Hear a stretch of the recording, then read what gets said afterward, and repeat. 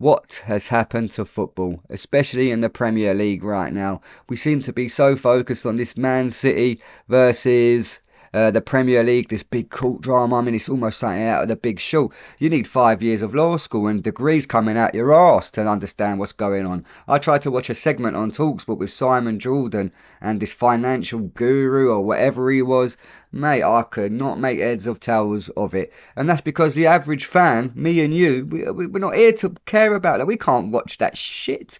We can't break it down either. I've struggled to break it down. 100 odd years ago, when that first ball was kicked and the players were getting paid pennies, it was for the working man. The game is the foundations is based on the the fans but like this court drama. Listen, if you come to watch this video to try and work out what's going on because it is so hard to work out, forget it. I'm just coming at you from a fan's perspective and how upsetting it is to see all this money, money, money. Like, fuck the money, but it's not. It's fuck the fans. That's all they get. Fuck the fans and what they think.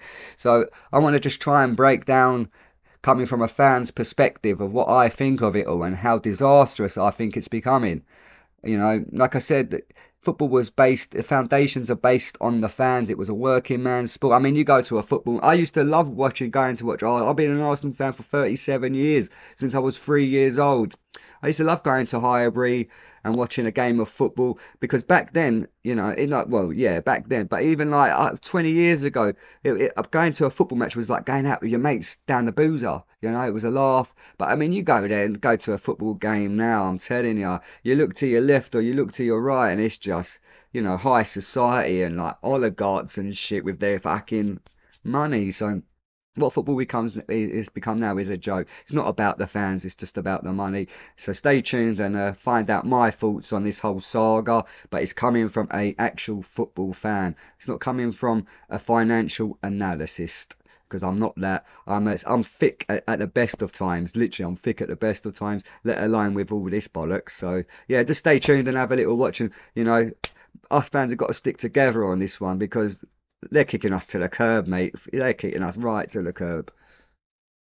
I mean, I think the main gripe that the 16 other Premier League clubs have got is the fact that, I mean, it's like Man City have won 4 Premier Leagues in a row, right? So if they go on now to win these court battles and they're allowed to do whatever they want, or Newcastle are allowed to do what they want, I mean, you could see Newcastle win seven major Premier League titles in a row, and we're just saying, can we just not, like, because at the end of the day, Arsenal, Man United, Liverpool, even Spurs, I'm an Arsenal fan, Spurs, these are big clubs in the Premier League, and I mean, the gap's big enough as it is. Man City have won 4 Premier Leagues in a row. They win this court battle, it could be another 10 in a row. Is that what we really truly want? I don't think so. Nah, we don't. So we just want to keep it competitive. And if there's rules that the Premier League can bring in to keep the Premier League competitive, why not?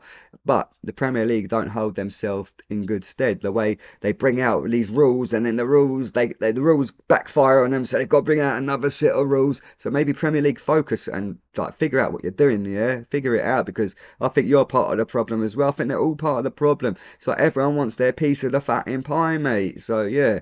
I don't agree with making the gap even bigger. I think that's quite shocking. Keep it competitive, keep it fresh.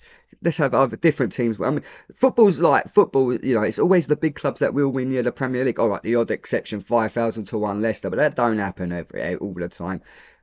And it's always been like that. The team that normally spends the most money or got the biggest owners, the most expensive owners, tend to go on to win the trophy. Yeah, we get that, but we just want to keep the gap fair. We want it like I said, Arsenal, Man United, Liverpool, Spurs, Aston Villa. These are all big clubs of the Premier League. Just we want to keep it competitive, and I think that's one of the. So you've got 8 or 9 Premier League clubs who have testified for that reason. They've testified against Man City. So there's a divide as well between the 16 clubs and the clubs like Man City, Chelsea, and Newcastle. So there's already a divide. It's like almost like a civil war of the Premier League. That's what I'm going to call the title, the Civil War of the Premier League. So yeah, let's just try and keep it competitive for starters. That's my main concern, just for the fans. Let's not forget about the fans. So this is the thing as well. So Man City, they're gonna have these. They've got top flight fucking lawyers here. We're talking about Saudi money, and that ain't to be laughed at. That Saudi money. They're shitting out fucking £50 notes for fun. So, you know, so the lawyers there, they've come away thinking, and from what I can make out from a lot of like TalkSport interviews, Man City actually did win yesterday, win that court battle yesterday. I mean, there was no verdict, but it's all a matter of opinion. And Man City, for the general consensus is Man City have walked away winners, and that's because of them lawyers, mate. What's all like, forget the Premier League? They're fucking small fries, mate, small fries compared to that Saudi money.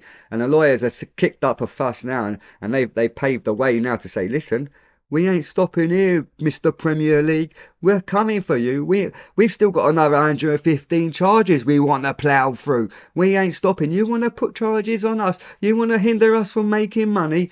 Okay, we're gonna come for you and your messy little Premier League, and we'll turn it into whatever the fuck we want. And that's another concern, they've already tried to do this Super League bullshit, which again the fans stood strong on. See, it's all about the fans. The fans came together and said, we held protests. We ain't having that, nah. We ain't having that European Super League. But we've got to be careful because this is the way football is going. So they've got the money to have these lawyers and forget OJ's lawyers getting him a fucking murder. Forget that. We're talking about through the roof lawyers who, they know every trick in the book, whether it's fucking legal or not. So we've got to be careful that we don't turn this into a circus. And like I said, they're coming for the Premier League. They're coming for the Premier League. Premier League, you better watch out because you ain't got a chance, mate. Right, I've left this bit till last because I've got no idea what I'm about to be talking about. It's all 0% interest, this 0% interest, that fucking got no chance, you know what I mean? Like I said, if you come here to watch a financial analysis, sorry, of this case, forget it because I ain't giving you that. But yeah, so the teams that will feel it, like they did mention Arsenal a lot, which actually worries me because of shareholder loans and how we had them at 0%. They had 0% interest on these shareholder loans, and from what I can make out, if shit hits the fan and these interest rates go up, like I mean, I don't know what they could go up to, 10, 20, 30%, but Arsenal got shareholder loans of £200 million, so you put 10% on that. What's that? That's what I mean. I'm so fit. Is it 10 million? Do you know what I mean? That's Arsenal don't want to pay out 10 million just interest when it was zero interest at first. So we've got to, that's where teams like Arsenal and whoever have got these shareholder loans, I don't even know what they are, to be honest. But if you've got them, you better be scared, mate, because if Man City win this court battle, I think it does have a major effect on these shareholder loans. I'd like to find out a bit more. Actually, no, I wouldn't. I'm a fucking football fan. Who gives a fuck? But I will give a fuck if it starts coming out of our pockets. That's when it becomes a problem. So yeah, this is becoming problematic. Like I said, the fans are just getting pushed down to one side. Fuck the fans. All about the money. So thank you for watching. I think this is my final thought. I think like we've shown as fans we can stick together and fight through this BS. Like we done it when they tried to do this Super League crap. Let's just read in between the lines. There's more to this Man City and Premier League versus the Premier League court drama, court debate. There's more to it. Read between the lines because it would be us lot, me and you, that would be paying out of our pockets to cover all this shit. They are in it to make as much money as they can. We love our football clubs. We will still go and watch our football teams play no matter the prices. I respect the fans that go and do that. But we do have to stick together. There has to be a point when we say, look, we want a competitive Premier League. Look, we don't want to be paying fucking with a game of football should not cost me and my family 200-300 quid to go and watch a football jersey for me to get my daughter a football jersey. How much is that costing now? 50 quid. She's only 6 years old. So as fans, we've got to come together, stick together. I think there will be a revolt on this. Like, forget the civil war that's going on in the Premier League. There'll be fucking forget the Arsenal Spurs rivalry, forget the Chelsea Spurs rivalry, forget all the Man United Liverpool rivalry. This is when we're going to start coming together and say, hold on a minute, mate. Like, are you lot taking a piss here?